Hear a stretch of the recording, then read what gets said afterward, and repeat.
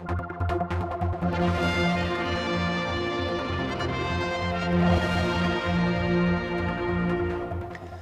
with Mr. Teare on finance, and you want to make all procurement centralised. Now, this has always got that thing that, oh my gosh, the government can't do it very well anyway, but it's going to make it even worse if they're all having to fill in extra forms to get their paper clips from a centralised area.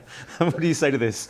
I would say that we're looking at the bigger ticket purchases, the more significant items of government expenditure. What we did find when we were considering setting up the procurement unit was that individual departments were buying the same products from the same suppliers but paying different prices.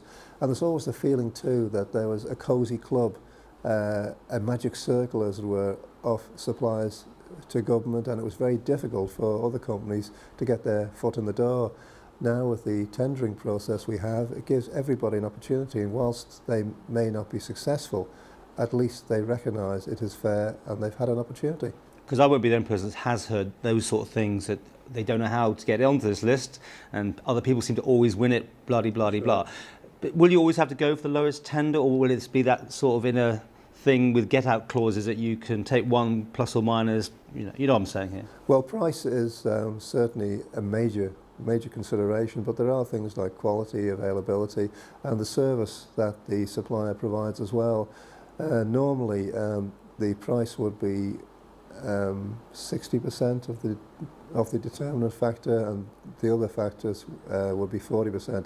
But in the event of a tenderer being unsuccessful, we're quite prepared to talk through their tender with them and explain why, so that when it comes up again, they'll be better armed, as it were. Can you give us examples of what sort of things you're talking about really here?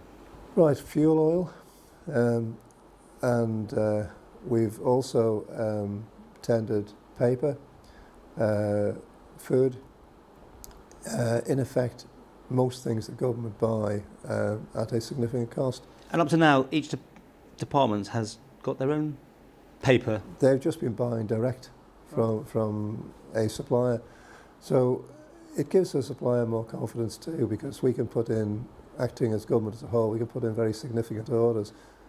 Some people might think, why hasn't this been done a long time ago? This sounds almost too obvious. I don't think that we had the same financial pressures there at that time. But when we did have a look at the scope for centralising our purchasing, it was an attractive option. We're on target to achieve 2 million. Certainly at the end of March, where we thought we would have saved 1 million, we actually saved 1.3, and that's money which has been banked. So that's money that we can spend on the health service or social care or education. Now, each department may have their own contracts that's set up. How do you sort of draw a line and start fresh? Well, basically we have to respect existing contractual arrangements. So as we're coming into the end of a contract, we would then tender the new contracts and give everybody who wants to be considered an opportunity to bid. And finally, when will this start then?